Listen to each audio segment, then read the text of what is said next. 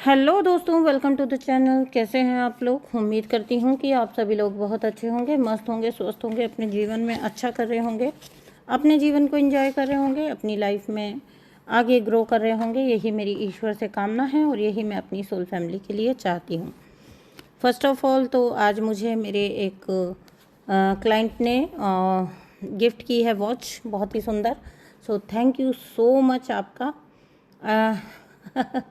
इतने साइकिल्स में फंसे हुए होते हैं कि आईडी का नाम मैं ले सकती हूँ, लेकिन वो मना करते हैं कि नहीं, प्लीज़ नाम मत लीजिएगा हमारा, ये हमारी तरफ से there is a token of love. तो ठीक है। बाकी मुझे अच्छा लगे अगर आप लोग मुझे नाम भी लेना अलाउड करें तो। कई लोग तो उनको नहीं होती है प्रॉब्लम, लेकिन कुछ लोगों को ज़्यादा प्रॉब्लम होती है। सो जिन्होंने भी मुझे ये वॉच गिफ्ट किया है, आपका वक्त बहुत जल्दी, बहुत अच्छा वक्त आप अपनी लाइफ में मैनिफेस्ट करें, मेरी यही ईश्वर से कामना है। थैंक यू सो मच, आपका इतना शुक्रिया। मतलब मैं जब पूरी तरह से आपको शुक्रिया भी नहीं कर पा रही हूँ नाम वगैरह लेके बाकायदा ढंग से, तो फिर थोड़ा सा अजीब लगता है। तो चलिए, जो भी है गाइस, रीडिंग को शुरू करते हैं। तो डिवाइन चैनलिंग है कि आपको जो भी नुकसान पहुंचाने की कोशिश करेगा, आपको जो भी नुकसान पहुंचाने की कोशिश करेगा, वो इसी तरह से 10 ऑफ सोर्ड्स की एनर्जी में खुद को पाएगा, वो खुद को पूरी तरह से फिनिश्ड पाएगा। क्यों? क्योंकि ये आप नहीं करोगे उनके लिए, ये उनके लिए कुदरत करेगी, ये आप नहीं करोगे। ऐसा मत सोचिएगा कि आपका कोई रोल है या आपका कोई कर्मा है, क्योंकि अब जो भी करेगा वो आपके यूनियन में बाधा डालेगा। ठीक है, पास्ट में जो किया वो फिर भी कर लिया है ना, थोड़ा बहुत चल गया, तो काफ़ी आपने सफ़र भी किया है ऐसे लोगों के हाथों। लेकिन अब जिसने भी आपकी एनर्जी से छेड़छाड़ करने की, आपके यूनियन में पंगा डालने की कोशिश की, उसको डायरेक्टली 10 ऑफ सोर्ड्स की एनर्जी में डाल दिया जाएगा। उसको बिल्कुल समझ लीजिए कि क्या बोलो, I can say disease, I can say losses, I can say दुख, अनंत, बहुत दुख, सफरिंग, परेशानी, ये सब कुछ ऐसे व्यक्ति को उठाना ही पड़ेगा। And there is no escape from karma. ये कभी भी, ये व्यक्ति ना अपना दिल खुश कर लेता है इंसान की, नहीं मुझे कुछ नहीं होगा, या मैं देख लूँगा, या ठीक है, लेकिन नहीं, जब कर्म लौट कर आता है तो अच्छे अच्छे व्यक्ति को जो है ना, अच्छे से अच्छे जो उस्ताद व्यक्ति होते हैं उनको भी पानी पिला देता है ना। तो चलिए रीडिंग को शुरू करते हैं। ये थी आपके लिए आज की चैनलिंग, आज का divine message. So thank you so much divine, इतना प्रोटेक्ट करने के लिए और इतना सुंदर मैसेज पहुंचाने के लिए। मतलब किसी की बर्बादी में सुंदरता है ये नहीं कह रही हूँ मैं, लेकिन आपके लिए कितनी अच्छी बात है कि आपको इतना प्रोटेक्ट और इतना प्यार डिवाइन करते हैं। चलिए रीडिंग को शुरू करते हैं। अगर आप भी मेरे साथ कोई रीडिंग बुक करना चाहते हैं तो आप कर सकते हैं, नंबर आपको टाइटल में मिल जाएगा, आप मुझे व्हाट्सअप करिएगा, वहाँ से आपको रिप्लाई मिल जाएगा। दोस्तों 8 की एनर्जी चालू है, so please take good care of yourself, क्योंकि बहुत साल का बहुत बड़ा पोर्टल होता है 8 पोर्टल। एंड मेरी लाइफ में, मैं पर्सनली बोलूँ ना, मेरी लाइफ में मेजरली एक तो जो स्टार्टिंग का वक्त होता है ना, फर्स्ट ट्राइमेस्टर, उस टाइम पर, और एक ये जो बीच के पोर्टल आते हैं, ये लास्ट वाले, ये मतलब मैंने ये हमेशा देखा है कि इस टाइम पर इट्स अ मेजर शिफ्ट, बहुत बड़ा शिफ्ट होता है ये जो अब जो ये चलेगा 999 और 11 वाला, ठीक है ना। तो आप इस टाइम पर तो प्रॉपर ध्यान रखिए। लॉयंस गेट पोर्टल बहुत ज़्यादा आपको अग्रेशन हो सकता है, आपके दबे छुपे इश्यूज ऊपर उभर के आ सकते हैं, जिनको आप अभी तक हील करना नहीं चाहते थे या नहीं किया आपने, या आपसे कहीं ना कहीं छूट गए। अब वो आपको कॉन्शियसली लग कर आपको उनको हील करना ही पड़ेगा। There is no other option. Divine आपको इस कदर मजबूर कर देंगे कि आपको वो हीलिंग अपने लिए करना ही होगा, ठीक है ना।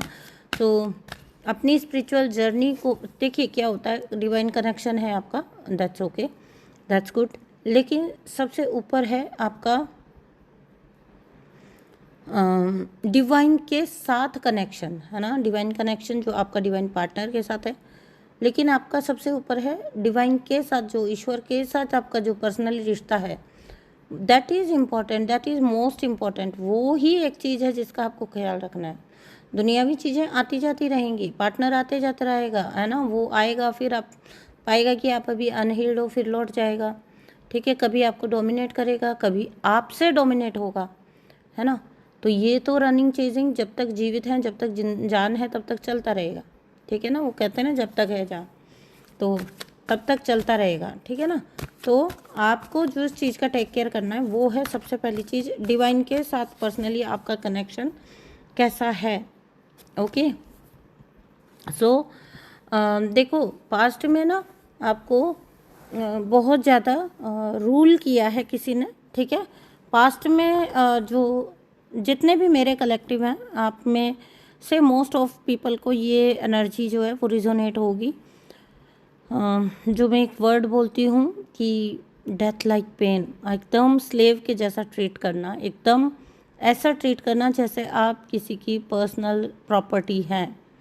बट लोग ये भूल जाते हैं। देखिए इंसान ना जब वो अच्छे प्रारब्ध लेकर आया होता है, अच्छे कर्म लेके आया होता है और उसका अच्छा वक्त चल रहा होता है ना, बहुत ही कम लोग होंगे जो बैलेंस रह पाते हैं, जो बैलेंस रह पाते हैं, ठीक है ना, क्योंकि वो सोचते हैं कि ये हमेशा ऐसा ही उनके साथ रहने वाला है, ये वक्त हमेशा ऐसा ही रहेगा। लेकिन जैसा कि मैं पहले भी बोलती हूँ, वक्त हमेशा बदलता रहता है ना। तो ऐसे लोग क्या करते हैं, बहुत, मैंने कहा ना, बहुत कम लोग होते हैं जो अपने आप को बैलेंस रख पाते हैं।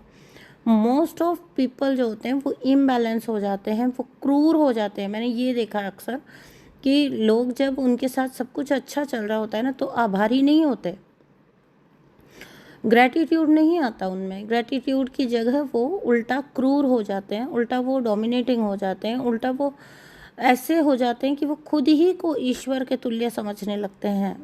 और यहीं से उस व्यक्ति का जो अच्छा खासा अपना इतना पिछले पूर्व जन्म का इतना अच्छा कुछ लेकर आया था, तभी तो यहाँ जीवन इतना अच्छा पाया, है ना, जीवन इतना अच्छा पाया कि सब कुछ आपके फेवर में चल रहा है, आपको पेरेंट्स अच्छे मिल गए, फैमिली अच्छी मिल गई, आपको जो है पेरेंट्स अच्छे इन द सेंस कि उससे कोई फ़र्क नहीं पड़ता कि किस एस्पेक्ट से हम देख रहे हैं, मतलब उस बच्चे को सर पे बिठाने वाले, ठीक है ना, उस वे में कह रही हूँ मैं।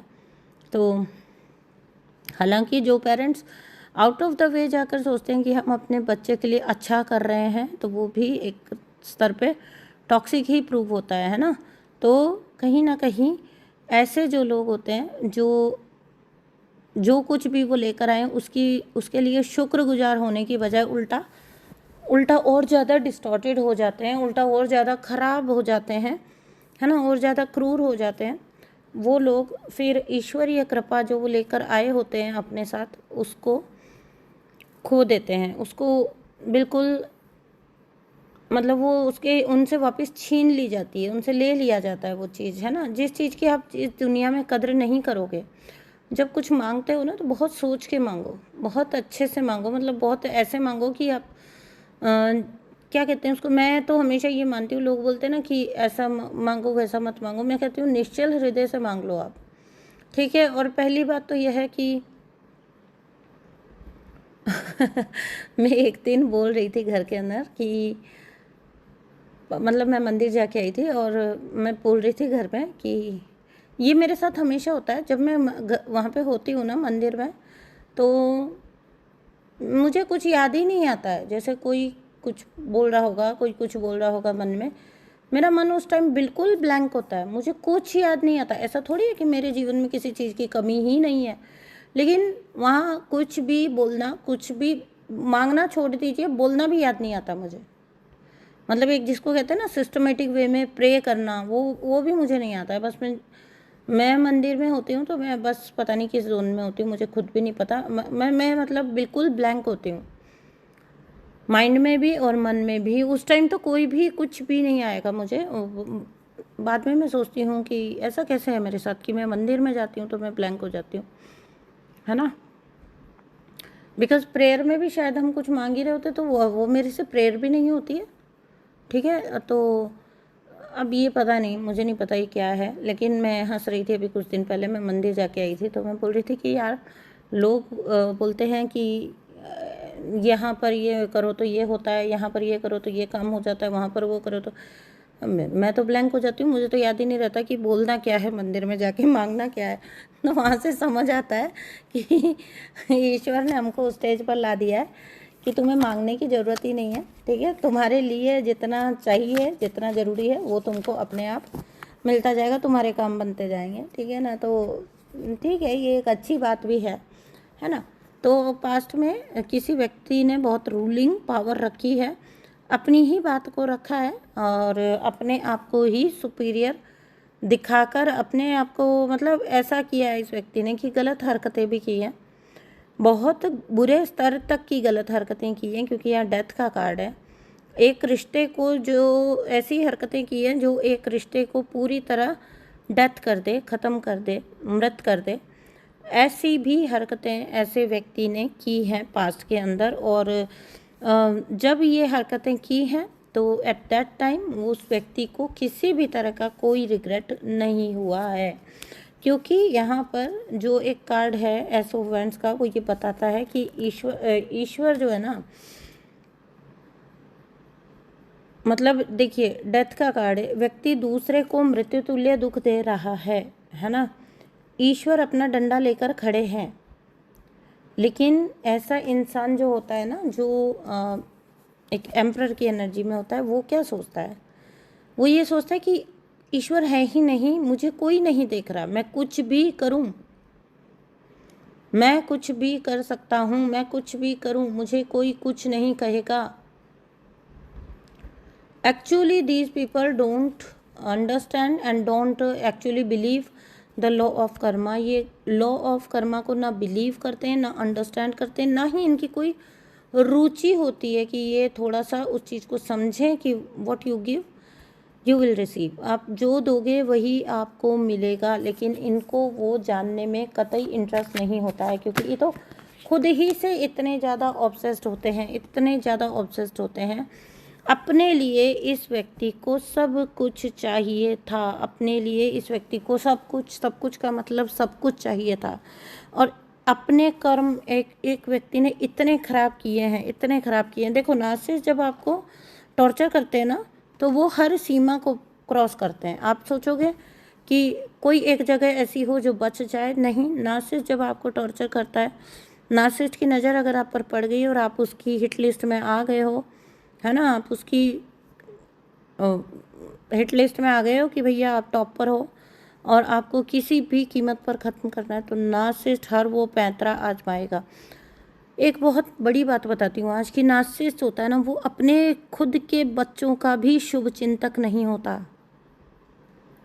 इस दुनिया में जब माँ बाप डांटते हैं बच्चे को या उसको थप्पड़ भी लगा देते हैं, तो हम क्या बोलते हैं, हम ये बोलते हैं ना, तुम्हारी भलाई के लिए कहा है। माता पिता अगर जो भी करते हैं तुम्हारी भलाई के लिए करते हैं। अगर किसी इच्छा को उन्होंने तुम्हारी मारा है तो उन्होंने उसमें कुछ देखा है, तुम कुछ मांग रहे थे और तुमको नहीं दिया गया वो चीज़, तो उसमें तुम्हारा भला था, अगर तुम्हारे माँ बाप ने तुम्हारे लिए वो डिसीज़न लिया है तो। But believe me and thankfully, thanks to social media की टॉक्सिक पेरेंट्स को लेकर इतनी सारी अवेयरनेस आ रही है। एक नार्सिसिस्ट अपने बच्चे को अपने ही स्पाउस के खिलाफ खड़ा करता है, एंड ये रियल लाइफ एक्सपीरियंस है, रियल लाइफ देखा हुआ है मैंने किसी की लाइफ में कि कैसे नार्सिसिस्ट एक बच्चे को उसकी माँ के अगेंस्ट करता है। क्यों?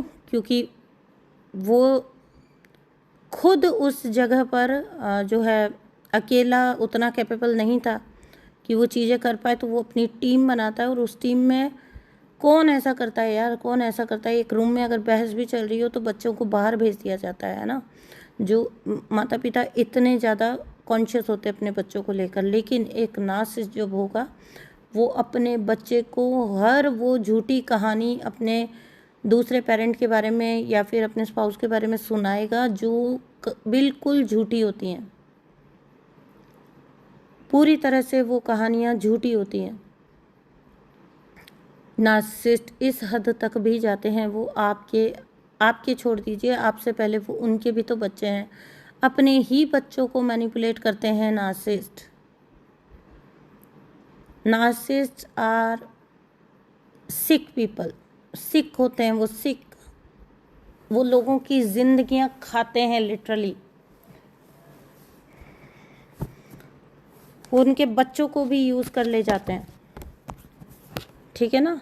तो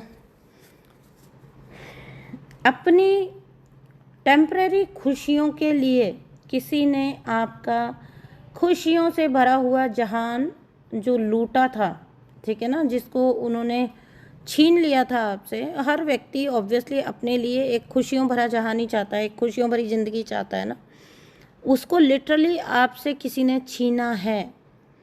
हर वो चीज़ जिसमें आपने अपनी खुशी देखी ना, वो इस व्यक्ति ने आपके लिए नष्ट की है। आप एक वक्त ऐसे व्यक्ति रहे होंगे जो 9 ऑफ कप्स की ऊर्जा में रहते होंगे। आप बहुत अपने आप को जो है मोटिवेटेड रखते होंगे। मैं ये तो नहीं कहूँगी कि आपकी लाइफ कोई बहुत ओवर द टॉप थी, क्योंकि अक्सर डिवाइन सोल्स की लाइफ उतना हैप्पी नहीं होती है ना। लेकिन व्यक्ति में जो स्पिरिट होती है, चाहे दुख आए चाहे सुख आए, लेकिन व्यक्ति की जो असली स्पिरिट, देखो हंसना और रोना किस पर निर्भर है, हमारे मन पर, है ना। मन पर, मन अच्छा तो एक बात जिस व्यक्ति के लिए बहुत हर्टफुल हो सकती है, हो सकता है दूसरे के लिए उसकी कोई अहमियत ही ना हो। एक व्यक्ति एक बात को पकड़कर जो पूरी ज़िंदगी निकाल देता है, दूसरा व्यक्ति उसको 2 मिनट में गौन कर देता है। तो ये सबकी कैपेसिटी अलग अलग है। इसी तरह सबकी खुशी और दुख की परिभाषा भी अलग अलग है। तो मैं ये नहीं कह रही हूँ कि आपको कोई बहुत शानदार बचपन से जीवन मिला था, बहुत शानदार लोग मिले होंगे, नहीं। उसके बावजूद भी आप एक हैप्पी सोल थे, आप एक मोटिवेटेड सोल थे। आप खुद को मोटिवेटेड कैसे रखना है ये जानते थे, आप खुद को आगे कैसे बढ़ाना है ये जानते थे। सारी विपरीत परिस्थितियों के बावजूद लगातार कैसे चलते जाना है आप ये जानते थे। आप इतने कैपेबल थे कि आप आर पार देख सकते थे। आपको ये पता था कि आज मेरी परिस्थितियां ठीक हो ना हो, लेकिन वक्त आएगा जब ये चीज़ें भी चेंज हो जाएंगी, ठीक है। इतने सेल्फ मोटिवेटेड पर्सन आप थे, और आपकी पॉजिटिविटी जो है ऐसे व्यक्ति के संपर्क में आने से पूरी तरह से चूस ली गई। आपकी जो पॉजिटिविटी थी जितनी भी सक कर ली गई पूरी तरह से एक एनर्जी वैम्पायर के द्वारा। आपके सारे पर्सोना को इस व्यक्ति ने ओढ़ लिया। आप जितने खुश मिजाज थे, आपको दुख के गर्त में डालकर, आपको निराशा के गर्त में डालकर, आपको नीचा दिखाकर, आपको बेइज्जत करके, आज ये व्यक्ति ऐसा ढोंग करता होगा कि एक्चुअली में ये कितना खुश मिजाज पर्सन है, बल्कि अंदर से पूरी तरह से एक सिक पर्सन था। गिरगिट जैसा होता है ना, रंग बदल लेते हैं, ठीक है। और नार्सिसिस्ट तो इस चीज़ के लिए फेमस होते हैं कि वो जिस भी व्यक्ति से मिलते हैं उसकी पर्सनैलिटी को ओढ़ लेते हैं। वो देखेंगे कि सामने वाले को क्या देखना पसंद है, या क्या अगर उनको किसी को इम्प्रेस करना है, वो इतनी जल्दी कैरेक्टर बदलते हैं, है ना। वो एकदम एक गुस्सैल मॉन्स्टर से आप पाओगे कि वो एकदम से टिंडे तोरी की तरह उनका मुंह लटक जाएगा, और वो ऐसे पोलाइट हो जाएंगे किसी के सामने जाते, आप सरप्राइज हो जाओगे कि ये वो पर्सन है जिससे मैं डील करता हूँ, जिससे मैं डील करती हूँ, जो मुझे इतनी बुरी तरह से, जिसका व्यवहार मुझे इतना बुरी तरह से झकझोर के रख देता है। आप सरप्राइज हो जाओगे। तो ऐसे गिरगिट जैसे व्यक्ति ने जब आपकी पर्सोना को ओढ़ा, तो इस व्यक्ति ने आपकी सारी पॉजिटिव ऊर्जा को खींचकर आपको तो निराशा की गर्त में डाल दिया, और खुद वो व्यक्ति बन बैठा जो कभी आप थे, खुद वो पर्सनैलिटी बन बैठा जो आप थे। बहुत दिखावे वाला व्यक्ति हो सकता है ये, ठीक है। और जब इसका जो पीक पर वक्त चल रहा था, उस वक्त ये गुड लुकिंग भी हो सकता है, ठीक है। और एक क्वालिटी और होगी इस व्यक्ति में कि इसको अटेंशन सीकर बिहेवियर होगा इसका, है ना, लोगों का ध्यान खींचना अपनी और ख़ुद को जैसे एक पर्सनैलिटी बना के दिखाना, एक पर्सोना बना के दिखाना, किसी को बहुत हैप्पी गो लकी बन के दिखाना, किसी को बहुत फन लविंग बन के दिखाना, जबकि आपको पता है कि ये कितना फन लविंग है। अकेले में, है ना, आपकी एक छोटी सी भूल को भी ये भूल तो छोड़ ही दीजिए, भूल तो होती ही नहीं होगी, आपकी एक छोटी सी बात को भी ये दरगुजर नहीं कर सकता व्यक्ति। और ये अपने आप को बाहर इतना लाइट नेचर का व्यक्ति बताता होगा जिसकी कोई हद नहीं। देखो लोग ना, विडंबना क्या है पता है, लोग वो देखते हैं, मतलब लोग वो मानते हैं जो वो देखते हैं, है ना।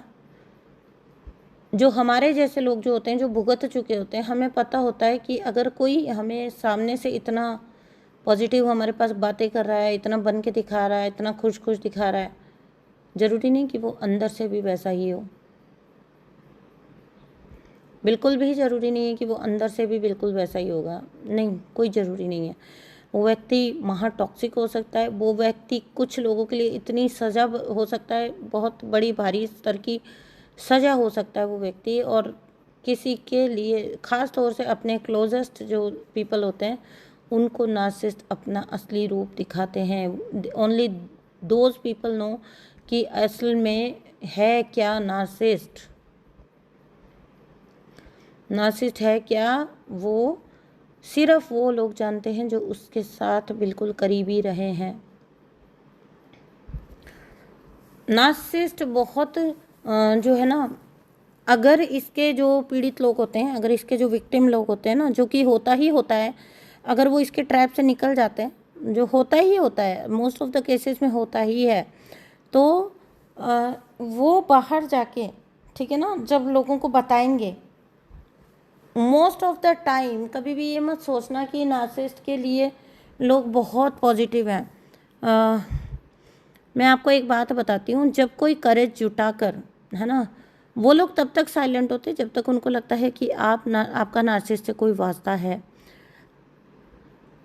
अगर एक बार आप नार्सिसिस्ट के चंगुल से निकल कर या उससे फ्री होकर आप जब बाहरी दुनिया के संपर्क में आते हो, तब आपको वो रियल विचार पता लगते हैं लोगों के, जो उनके अकेले में आपके सामने प्रकट होते हैं। आपको मोस्ट ऑफ द पीपल जानते हैं कि ये व्यक्ति कितना घटिया है, लेकिन वो स्वीकार ये भी करते हैं कि ये उनको बहुत नुकसान पहुंचा सकता है, इसलिए वो चुप रहना प्रेफर करते हैं, इसलिए वो उससे ना ही उलझना प्रेफर करते हैं। अदरवाइज़ अंदर से वो सब कुछ जानते हैं कि ये एक कितना घटिया स्तर का व्यक्ति है।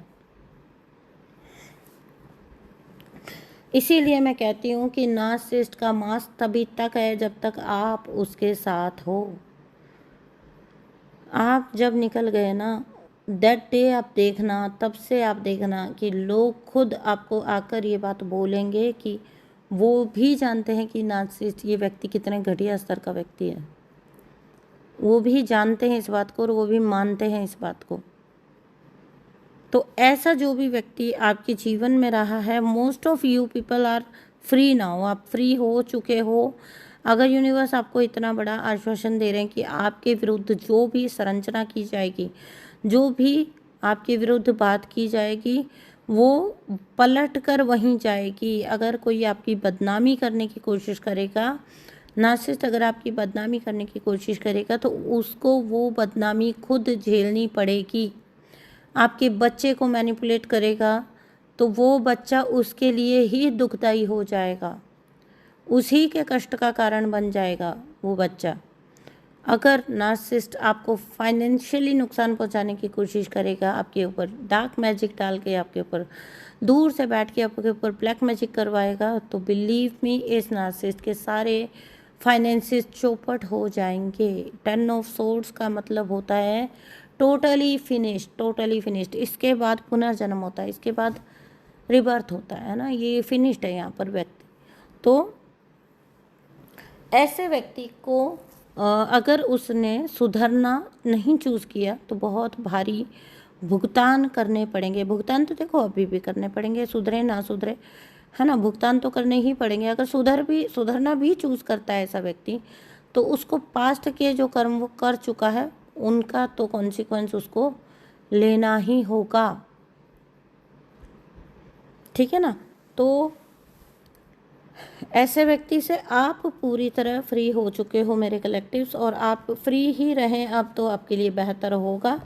अगर आप जरा भी पशुपेश में जा रहे हो, थोड़ा सा भी लाइफ का स्ट्रगल आते ही अगर आपको लग रहा है कि आपको करना क्या चाहिए एक्चुअली, तो थोड़ी देर बैठा करो।